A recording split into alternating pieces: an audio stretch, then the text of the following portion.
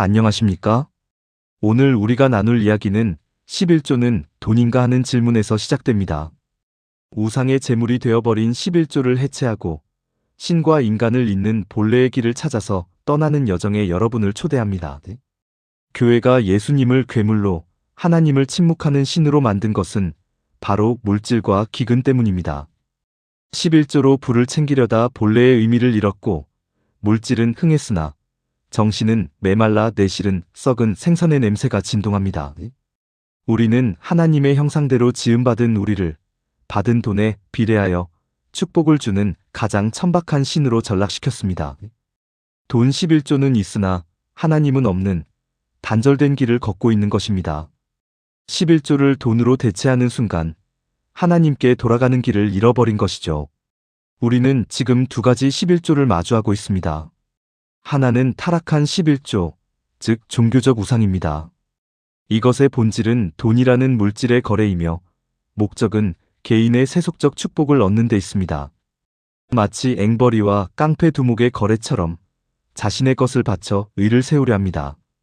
반면 참된 11조는 성서적 진리에 기반한 것입니다.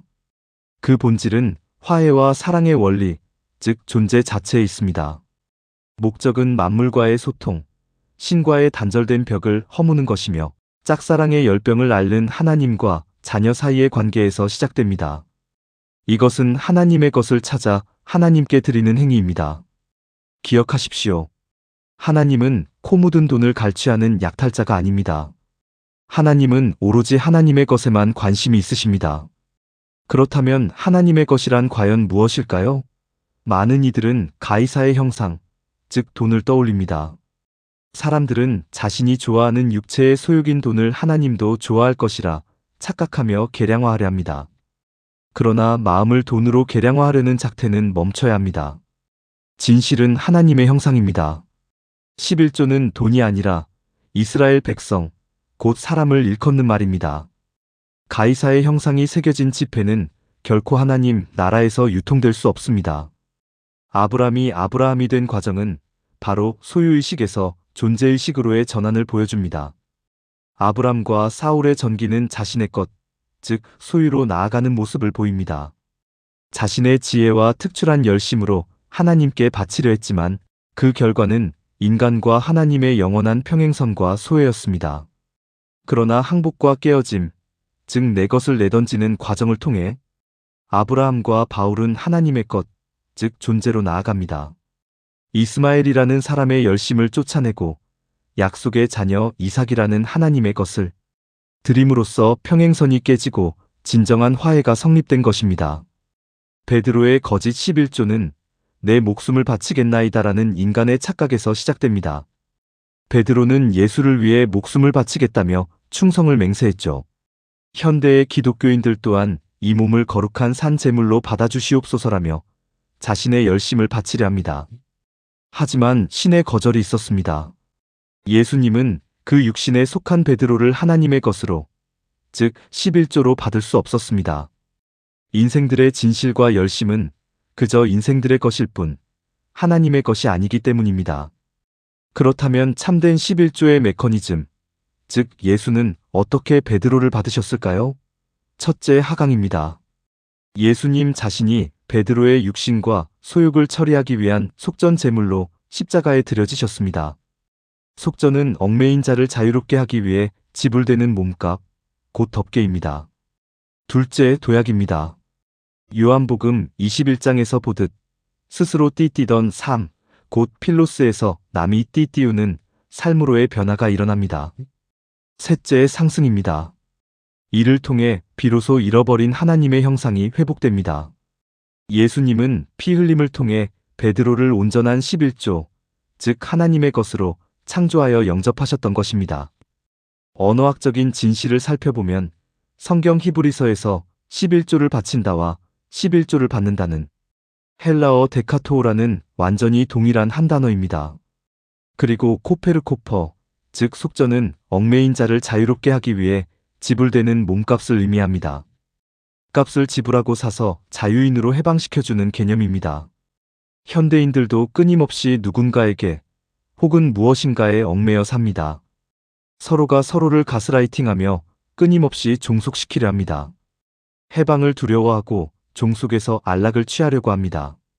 누군가를 11조로 받는다는 것은 단순히 군림하여 취하는 것이 아닙니다. 상대방 안에 잃어버린 하나님을 되찾아주기 위해 나 자신이 찢기고 속전 제물이 되어야만 가능한 숭고한 내어줌, 즉 드림인 것입니다. 진정한 성소, 하나님은 과연 어디에 계실까요? 사람들은 막연한 우상 속에서 혹은 금칠해져 있는 도색된 교리 속에서 죽은 하나님을 찾습니다. 그러나 숨쉬는 진실은 하나님이 내 안에 있는 살아 숨쉬는 신성으로 존재하신다는 것입니다.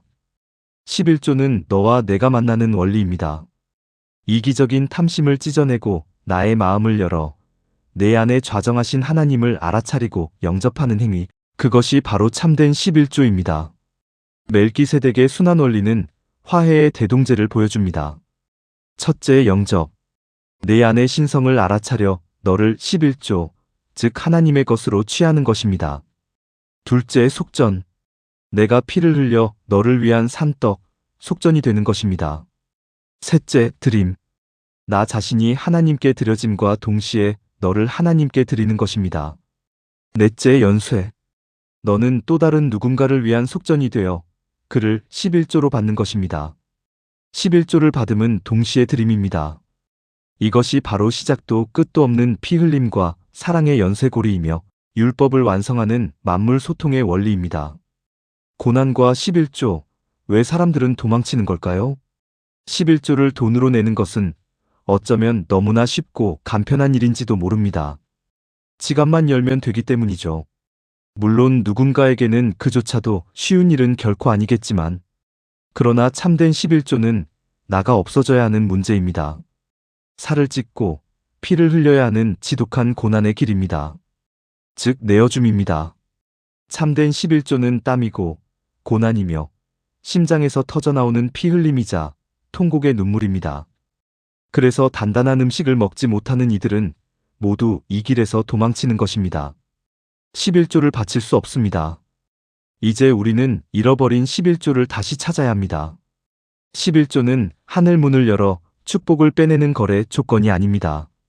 당신이 살을 찢어 타인을 영접하고 11조가 드려지는 그 화해의 현장에 비로소 하늘 문이 열리는 것입니다. 돈과의 결탁을 버리십시오. 하나님의 것, 하나님의 형상과 모양을 금수와 버러지 형상 곧 가이사의 형상으로 만들어버리는 것, 그것이 11조를 도적질하는 것입니다. 큰 자의 형상을 좇으려는 지독한 질병에 사로잡혀 있는 것, 하나님의 형상과 모양을 도적질한 것입니다.